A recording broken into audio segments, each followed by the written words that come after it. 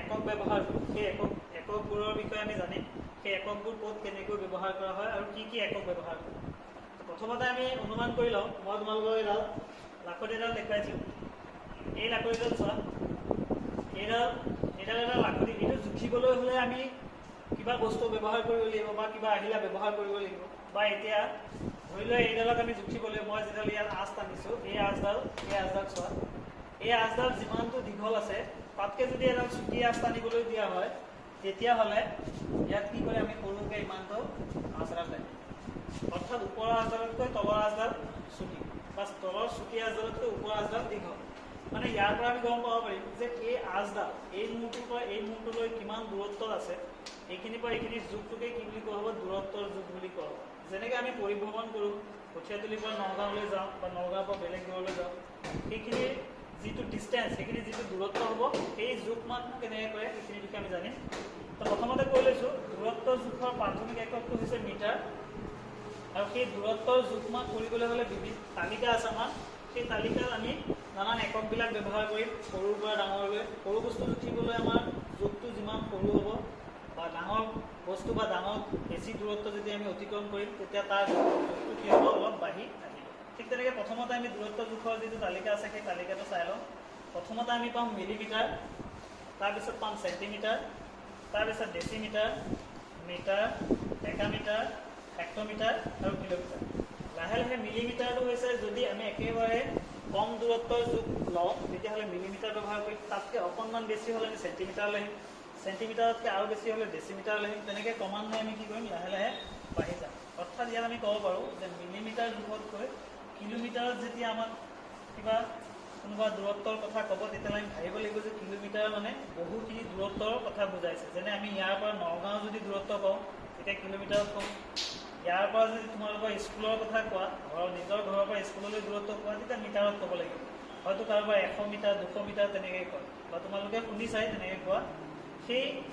এই যিবিলাক একক সেই একক লৈও কিছুমান অংক আছে সেই পৰৱৰ্তী আমি অনুশীলনে সেই অংকখিনি কৰিবলৈ শিকাম তো প্ৰথমতে জানি লৈছোঁ ইয়াত আমি যি দূৰত্বৰ জোখ মাপৰ তালিকা আছে সেইবোৰ কেনেকৈ এটাৰ পৰা আনটোলৈ আহে মিলিমিটাৰ বা চেণ্টিমিটাৰ বা ডেচিমিটাৰ কেনেকৈনো বাঢ়ি যায় সেইখিনি আমি চাম বা এইফালে কাষতে চোৱা ইয়াত তালিকাই লিখিছোঁ আকৌ যে 10 মিলিমিটাৰ যেতিয়া আমি দূৰত্বটো 1 2 3 4 5 6 7 8 9 মিলিমিটাৰ পাৰ কৰি যেতিয়া 10 মিলিমিটাৰ দূৰত্বলৈ যাব তেতিয়া কি হ'ব সেই 10 মিলিমিটাৰটোক আমি 1 চেণ্টিমিটাৰ বুলি ক'ব পাৰিম ঠিক তেনেকৈ 1ৰ পৰা গৈ যেতিয়া কি 10 চেণ্টিমিটাৰ পাব সেই 10 চেণ্টিমিটাৰৰ দূৰত্বক আমি 1 ডেচিমিটাৰ বুলি ক'ব অৰ্থাৎ ইয়াৰ পৰা আমি যদি চাওঁ যে 10 মিলিমিটাৰে 1 চেণ্টিমিটাৰ 10 চেণ্টিমিটাৰত 1 ডেচিমিটাৰ 10 ডেচিমিটাৰত 1 মিটাৰ 10 মিটাৰত 1 ডেকামিটাৰ 10 ডেকামিটাৰত 1 হেক্টমিটাৰ 10 হেক্টমিটাৰত 1 কিলোমিটাৰ অৰ্থাৎ ইয়াত যিটো তালিকা আমি দেখিছোঁ এই তালিকাখনত যদি আমি চাওঁ 1 2 3 4 5 6 7 মানে 7টা একক আছে ইয়াত মিলিমিটাৰ চেণ্টিমিটাৰ ডেচিমিটাৰ মিটাৰ ডেকামিটাৰ হেক্টমিটাৰ কিলোমিটাৰ মানে প্ৰতিটো ঘৰৰ পৰা এইটো ঘৰৰ পৰা এইটো ঘৰলৈ আহিবলৈ আমি 10 ঘৰ পাৰ কৰিব লাগিব ইয়াৰ পৰা ইয়ালৈ যেনেকৈ 10 আহিব ঠিক তেনেকৈ ইয়াৰ পৰা ইয়ালৈ 10 আমি প্ৰথমতে এইটো সহজ পদ্ধতি কিছুমানে কৰিব পাৰোঁ কিন্তু পৰৱৰ্তী ভিডিঅ'ত মই শিকাই দিম কিন্তু তোমালোকে এতিয়া কি কৰিবা এই তালিকাখন যিখন লিখিছোঁ মই 10 মিলিমিটাৰত 1 চেণ্টিমিটাৰ 10 চেণ্টিমিটাৰত 1 ডেচিমিটাৰ 10 ডেচিমিটাৰ 1 মিটাৰ এইটো তোমালোকে মুখস্থ কৰিবলৈ যত্ন কৰিবা আৰু ইয়াৰ পৰা তোমালোকে যদি চোৱা যে 10 মিলিমিটাৰত যেনেকৈ 1 চেণ্টিমিটাৰ হৈছে 10 চেণ্টিমিটাৰত 1 ডেচিমিটাৰ আৰু 10 ডেচিমিটাৰত 1 মিটাৰ আৰু 10 মিটাৰত 1 ডেকামিটাৰ তেনেকৈ ক্ৰমান্বয়ে 10 ঘৰকৈ গৈ আছে ঠিক তেনেকৈ তোমালোকে যদি চোৱা 10 চেণ্টিমিটাৰ মানে 10 আৰু 10 চেণ্টিমিটাৰ যদি হয় মানে অৰ্থাৎ 100 চেণ্টিমিটাৰ হ'ব 100 চেণ্টিমিটাৰ হ'লে আমি 1 মিটাৰ বুলি ক'ব পাৰোঁ মানে যদি মই ইয়াৰ পৰা ধৰি লোৱা কোনোবাই মিলিমিটাৰ নহয় চেণ্টিমিটাৰৰ ঘৰৰ পৰা মিটাৰৰ ঘৰলৈ আহিবলৈ বিচাৰিছে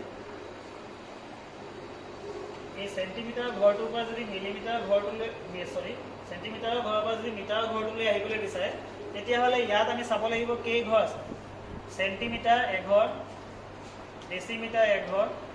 পিছত 3 নম্বৰ ঘৰটোত আহি পেলাই মিটাৰত পাইছে অৰ্থাৎ চেণ্টিমিটাৰৰ পৰা মিটাৰলৈ আহিছে মানে চেণ্টিমিটাৰ মিটাৰ চেণ্টিমিটাৰ ডেচিমিটাৰ মিটাৰ মানে 3 ঘৰ পাইছে অৰ্থাৎ ইয়াত যদি আমি চাব যাওঁ ইয়াত 10 মানে এইটো পূৰণ হৈ থাকিব 10 10 গুণ 100 মানে আমি গম পাম যে 1 মিটাৰত 100 চেণ্টিমিটাৰ হ'ব লাগিব ঠিক তেনেকৈ বাকীবিলাক তোমালোকে কৰিবলৈ ট্ৰাই কৰিবা আৰু পৰৱৰ্তী ভিডিঅ'ত আমি এইটো অনুশীলনীৰ যিখিনি অংক আছে সেইখিনি কৰিবলৈ যত্ন কৰিম আৰু এনেদৰে পিছৰ ভিডিঅ'বিলাকো আমি আপলোড কৰি থাকিম আৰু তোমালোকে চাই থাকিবা আৰু এই ভিডিঅ' চেনেলটো লাইক আৰু শ্বেয়াৰ ছাবস্ক্ৰাইব কৰিবা যাতে পৰৱৰ্তী ভিডিঅ' তোমালোকে খুব সোনকালে পোৱা। নমস্কাৰ।